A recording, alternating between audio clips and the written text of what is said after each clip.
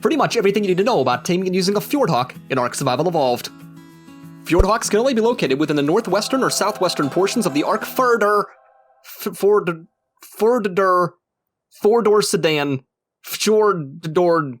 How the f do you pronounce this word? Fjordur. Fjordur? Fjordur. Fjordur. Fjordur. Fjordur. Fjordur. Fjordur. Fjordhawks can only be located within the northwestern or southwestern portions of the ARK Fjordur DLC map. Both of these areas are known as the Snareheimer Mountains and contain the feathery poof balls that you're watching this video for.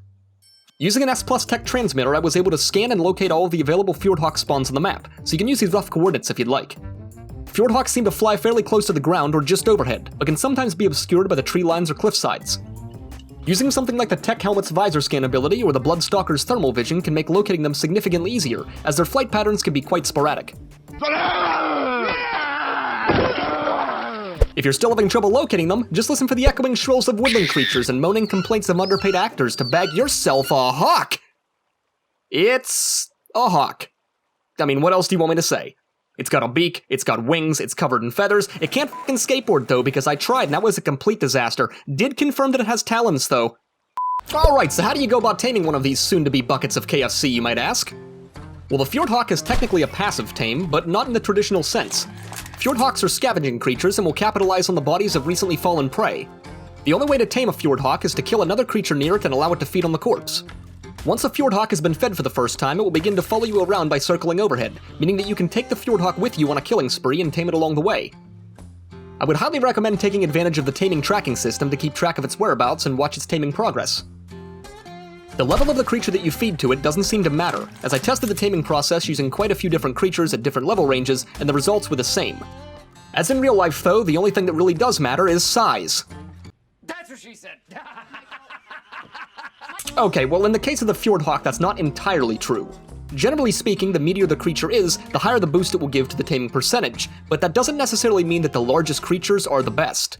The quality and amount of meat that is provided by the creature seems to have a direct correlation with the amount of taming percentage it provides. For example, a Phiomia gave 8.8% taming, while a Rex and Giga each gave 9.5%. A Bronto gave 14.7% taming though, as they typically yield more meat and of a higher quality, in this case, prime meat. You want to know what creature came out on top? The Ovis, at a whopping 18.3%. It's arguably the smallest of the creatures that I tested, but because it gives such higher quantities of meat at a higher quality, in this case raw mutton, it provided the Fjordhawk with substantially more taming percentage. As far as I can tell, the Ovis is the Fjordhawk's quote-unquote kibble, and is probably the best option to use when taming them. I read through a few posts on the forums and Dodo decks with people suggesting that rock elementals were the best creatures to feed the Fjordhawk, claiming that because their bodies can never be harvested by another creature, they would result in a 100% taming of the Fjordhawk. When I tested this though, the Fjordhawks didn't seem interested in eating the corpse at all, so I'm guessing this was an unintended mechanic that was patched at some point.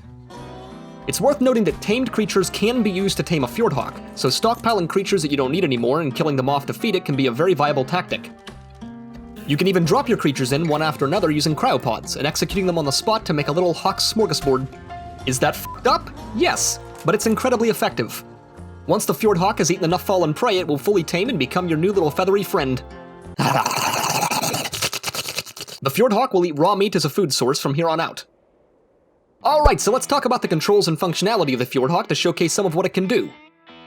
The Fjordhawk can be picked up and carried around on your shoulder by pressing the E key. Double tapping the F key will throw the Fjordhawk in the direction you're facing. Fjordhawks have the innate ability of tracking recently injured or deceased creatures, as represented by this fractured health icon on your screen. From my testing, it would seem that this tracking can range up to approximately 16 foundations away, which is limited but generous. Pressing and holding the reload button while the Fjordhawk is on your shoulder will allow you to access a radio wheel menu where you can either enable or disable this feature. If the Fjordhawk is released within the range of a downed creature, it will automatically fly to the corpse and harvest it. Once it is finished, it will return to your position with the harvested resources. Fjordhawks have a natural affinity for harvesting meat, and can be quite useful for gathering prime meat or raw mutton. The Fjordhawk features an extremely unique death looting system, where if you were to die with it on your shoulder, it will fully return to you with all of the loot that was on your body when you respawn. All of the items it looted will be placed inside of a loot bag sitting on the floor, typically with the Fjordhawk located not too far away. There doesn't seem to be any sort of a cooldown to this system at all, as I tested it multiple times in a row and was always given my stuff back. I even tested this with 60 foundations on my body to see if there was a weight limitation, as I was sure that these wouldn't be returned to me given how heavy they were. Much to my surprise, all of the items were returned to me when I respawned. I even decided to die and respawn at opposite sides of the map to see if there was a distance limitation, and there wasn't. How these tiny little hawks can manage to carry weight far over their capacity and travel such vast distances almost instantaneously, I'll never know, but I think we've solved the coconut dilemma. A 5-ounce bird could not carry a 1-pound coconut. This death loot retrieval system also works on enemy players. If you were to kill a player and send in your Fjordhawk to harvest the body, it will fly back to your location with all of the loot, regardless of the amount or the weight of the items that the player had on them. I read on the forums and dodo decks that the Fjordhawk could be used to steal wyvern eggs without aggroing the wyverns nearby, but from the testing that I did, this is just simply not true. The Fjordhawk is invulnerable while sitting on your shoulder, as indicated by the buff icon at the bottom of your screen. This invulnerability disappears the moment that the Fjordhawk leaves your shoulder, including the times that you may send it out to harvest or when it's returning your lost items. This means that aggressive creatures and enemy players have the opportunity to kill your Fjordhawk before it returns to you, thus losing your items in the process. So with all these controls and functionality in mind, what is the Fjordhawk's main use? Aside from seemingly never blinking and staring into your very soul. Well, given the Fjordhawk's tracking mechanics, harvesting capabilities, and death looting system, I think it can be useful in both PvE and PvP. In either regard, you're going to want to invest all of its attribute points into health for improved survivability, as melee damage doesn't seem to increase the amount of meat that it can harvest, and weight is essentially a non-factor. The Fjordhawk's tracking system can be extremely useful for locating injured or deceased creatures, as well as dropped loot bags that you might otherwise miss.